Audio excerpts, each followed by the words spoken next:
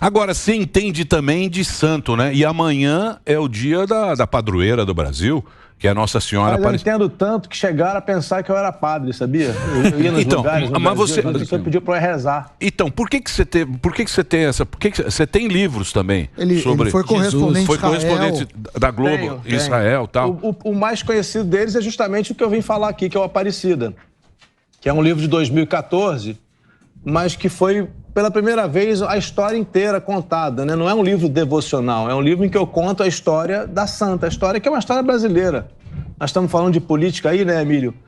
Porra, você volta aqui em Aparecida, o rei Dom João já roubava o Brasil desde 1800 na cara dura. O rei Dom João roubava a igreja, pô.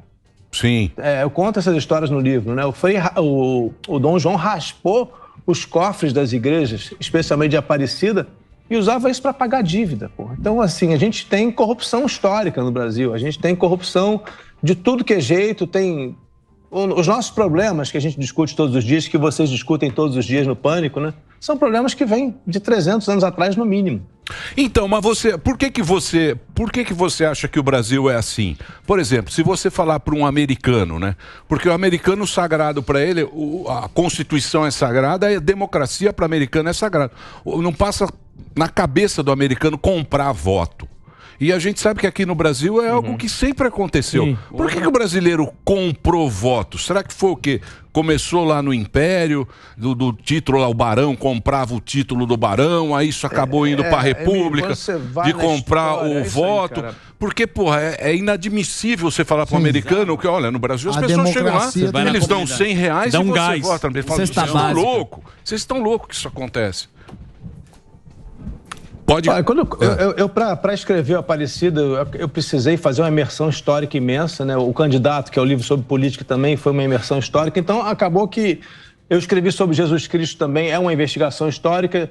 Então, eu me especializei em livros que voltam na história. Se você volta na história, Emílio, do Brasil, porra, a gente conhece a história, vocês conhecem a história, então não preciso contar a história do Brasil e a história de como ela é problemática.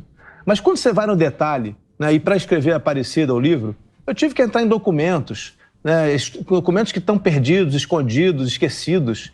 E aí você vai vendo detalhes. Tem um padre que, em Aparecida, no século XIX, ele começou a investigar e teve que fazer uma pasta inteira de documentos que era tesoureiros corruptos.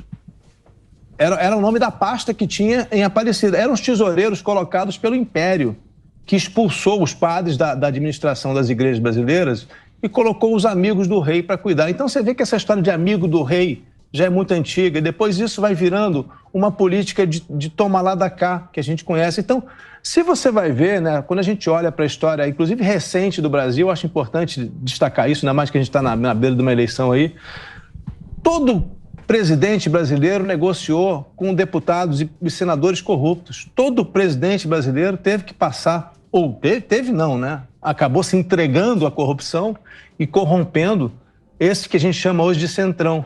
Isso teve no Fernando Henrique, isso teve com o PSDB, que começou o mensalão lá em Minas, isso teve no Lula, teve petrolão, teve mensalão no Lula, tem agora no Bolsonaro, orçamento secreto. Então, assim, não tem um presidente brasileiro que não lidou com a corrupção.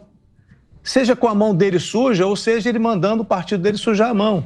Então, essa discussão é a base da nossa história. A corrupção é a paz do Brasil. Tem que comprar todo mundo para deixar acomodar todo mundo. Aí a coisa vai andando. Mas sai do nosso bolso, né? E a gente nunca vê isso aqui indo para frente.